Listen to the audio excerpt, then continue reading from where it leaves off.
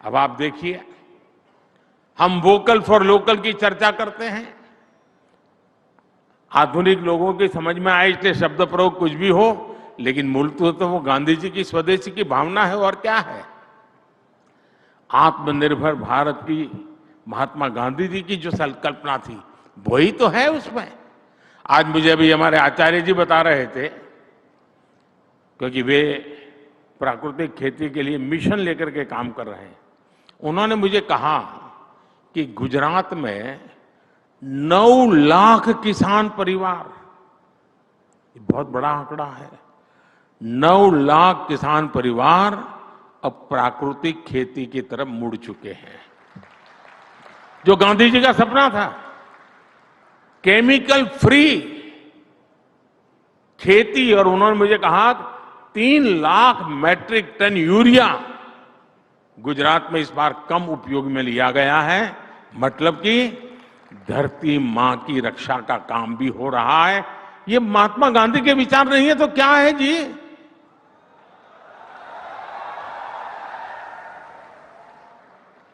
और आचार्य जी के मार्गदर्शन में गुजरात विद्यापीठ में भी एक नई जान भर दी है।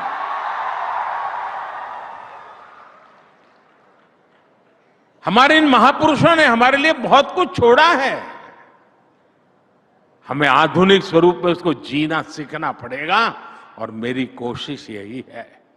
खादी, आज इतना खादी का ताकत बढ़ गई है जी, कभी सोचा नहीं होगा कि खादी कभी, वरना वो नेताओं की परिवेश के रूप में अटक गई थी, हमने उसे बाहर निकाल दिया। हमारा गांधी के प्रति समर्पण का ये तरीका है, और हमारी सरकार गांधी जी के इन्हीं आदर्शों पर चलते हुए गांव गरीब के कल्याण को प्राथमिकता दे रही है। आत्मनिर्भर भारत का अभियान चला रही है। आज गांव मजबूत हो रहा है, ग्राम स्वराज का बापू का विजन साकार हो रहा है। हमारी ग्रामीण अर्थव्यवस्था में एक बार फिर से महिलाएं अहम भूमिका निभा रही हैं। सेल्फ हेल्प ग्रुप्स हो, उसमें जो काम करने वाली हमारी माताएं बहनें हैं, मुझे प्रसन्नता है कि आज देश में गांवों में सेल्फ हेल्प ग्रुप में काम करने वाली 1 करोड़ से ज्यादा बहनें लखपति दीदी बन चुकी हैं। और मेरा सपना है तीसरे टर्म में 3 करोड़ लखपति दीदी बनाने का। आज हमारे गांव की सेल्फ हेल्प ग्रुप की बहनें ड्रोन पायलट बनी हैं। खेती के आधुनिकता की दिशा में वो नेतृत्व कर रही है। ये सारी बातें सशक्त भारत का उदाहरण है। सर्वसमावेशी भारत की भी तस्वीर है। हमारे इन प्रयासों से गरीब को गरीबी से लड़ने का आत्मबल मिला है। 10 वर्षों में हमारी सरकार की नीतियों की वजह से 25 करोड़ लोग गरीबी से बाहर आए हैं। और मैं पक्का मानता हूं, पूज्य बापू की आत्मा जहां भी होती होगी, हमें आशीर्वाद देती होगी।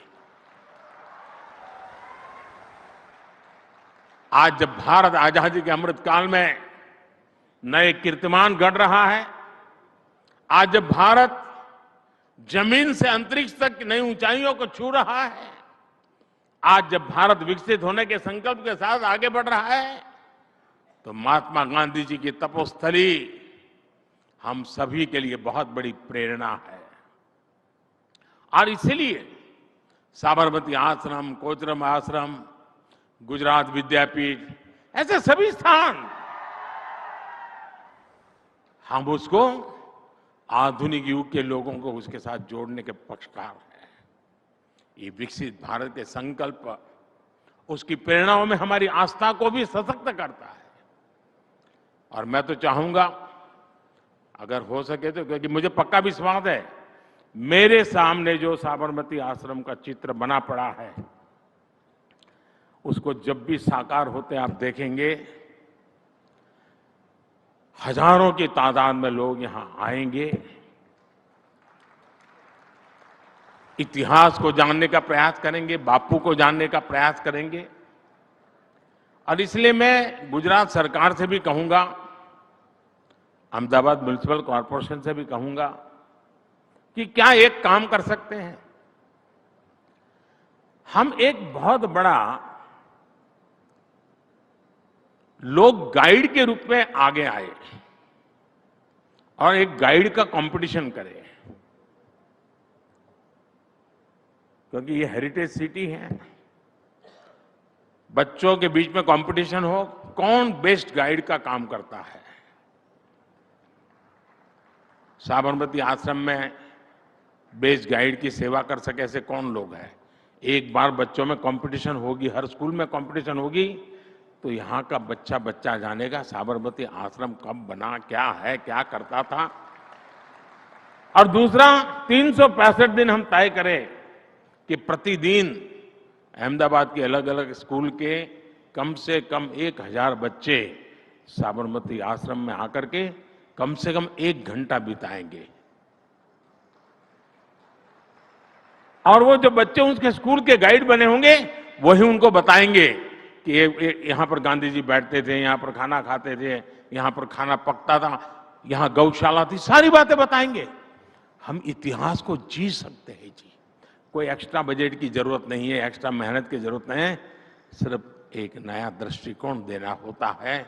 और मुझे विश्वास है बापू के आदर्श, उनसे जुड़े प्रेरणा सर राष्ट्र निर्माण की हमारी यात्रा में और अधिक मार्गदर्शन करते रहेंगे, हमें नई ताकत देते रहेंगे। मैं देशवासियों को आज इस नए प्रकल्प को आपके चरणों में समर्पित करता हूं और इस विश्वास के साथ मैं आज यहां आया हूं। और मुझे याद है, ये कोई सपना मेरा आज का नहीं है जी। मैं मुख्यमंत्री था तब से इस काम के लिए लगा था।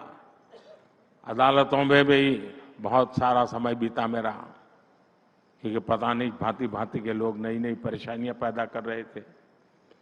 भारत सरकार भी उसमें अड़ंगे डालती थी उस समय, लेकिन शायद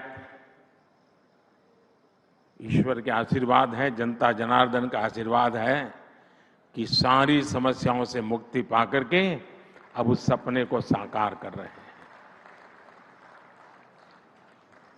मैं फिर एक बार आप सबको बहुत बहुत धन्यवाद देता हूं और राज्य सरकार से मेरा यही अनुरोध हो कि जल्द से जल्द इसका काम प्रारंभ हो, जल्द से जल्द पूर्ण हो, क्योंकि इस काम को पूर्ण होने में मुख्य काम है पेड़ पौधे लगाना, क्योंकि एक गीच जंगल जैसा अंदर बनना चाहिए, तो उसमें तो समय लगेगा, उसको ग्रो होने में जितना टाइम लगता है लगेगा, लेकिन लोगों को फीलिंग आना शुरू हो जाएगा। और मैं जरूर विश्वास करता हूं कि मुझे तीसरे टर्म में फिर एक बार